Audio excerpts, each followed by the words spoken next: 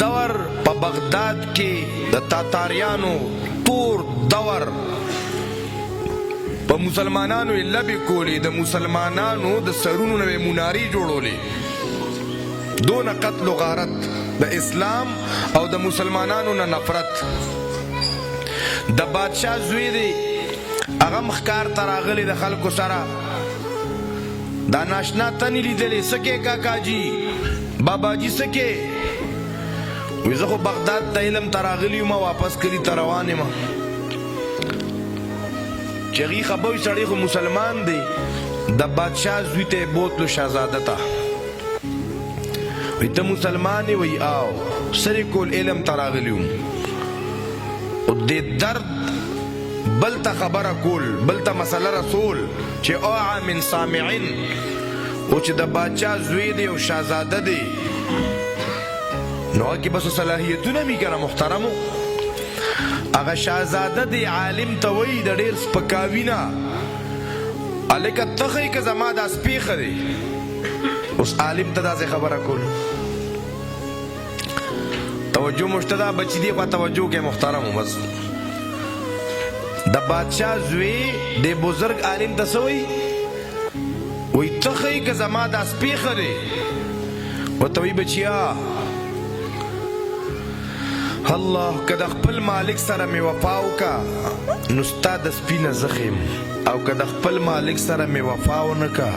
نو بیا ستا دا سپی زما نه ډېر غوره دی. بس دا یو خبره یې وکړه. د باچا زوی ورته وی شهزاده چې صاحبه په دې خبره پوه نه شوم، څه مالک څه وفا؟ وی زمونږ یو مالک دی، مونږ یې پیدا کړي یو. وضاحت یې ورته وکړ، خو بس دا خبره د شهزاده دې اړه ته ور دننه شوې ده، ځان ته کړې دی. ورته وی بزرګه یو خبره درله کومه چې زه اسلام قبلوم، خو زما والد صاحب بیمار دی او دې پسې به ماله تاج پوشي کېږي، نو که ما اوس د اسلام چې زه مسلمان یم او دا خبره مې ښکاره که که نه، دا ټول خلک به بغاوت وکړي، وزیران به بغاوت وکړي، نو کیسه به ګرانه شي. خو زه به ستا په لاس د ایمان اعلان کومه، خو چې په کومه ورځ ما تاج پوشي کېږي.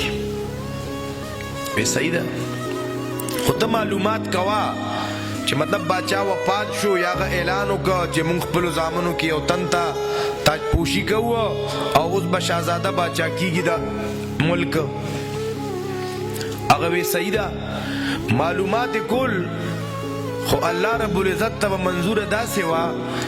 چې دک عالم جلال الدین الخوارزمی هغه بیمار شو،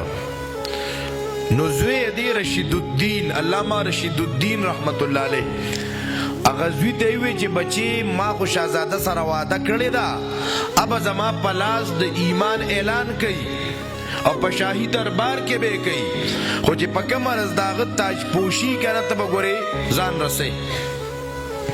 که چېرته زه وفات شوي وم، هغه وفات شو، د تاج پوشۍ اعلان بیا وشو، د الخوارزمي رحمت الله علیه زوی ځان راورسو، خو چا پرېښودو نه د بادشاه مجلس ته، چې نه یې پرېښودو دوی خدای دا به اوس څه کېږي. نو چې د مانځه ټیم راغی نو دغه د الخوارزمي زوی رشید الدین په چغه اذان وکړو، د باچا زوی د چادر پوشي کې تاج پوشي کېده. ولکه دا چا ګستاخي وکړی ولې تاسو؟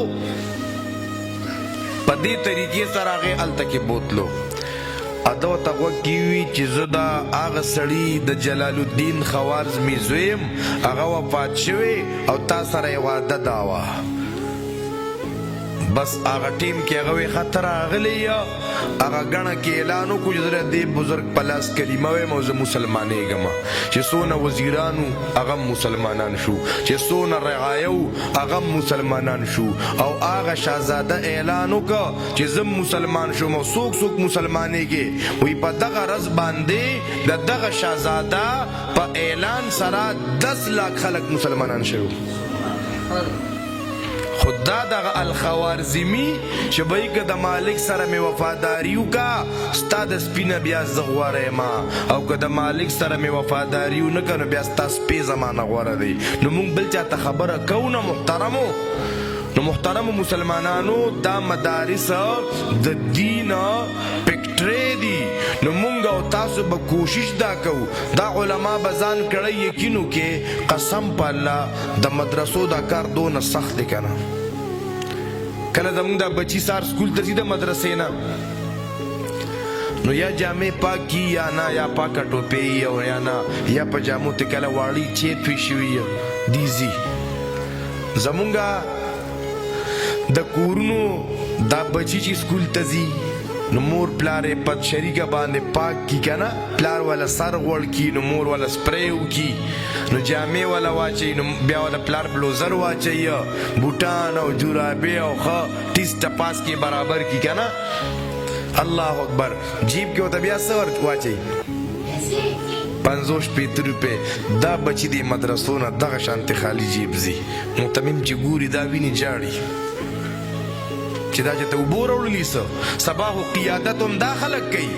سبا خو دا خلک بیا په فرنټ لاین باندې جنازه دا خلک پړاوي منځونه دا خلک پړاوي زه یو عام کس خو ته ایمان دي تیر کی چې ته ګڼه کې دې مستمخ کې شي که په دې یخ جیمې کې پې خولې رانلې ما ته بیا ووایه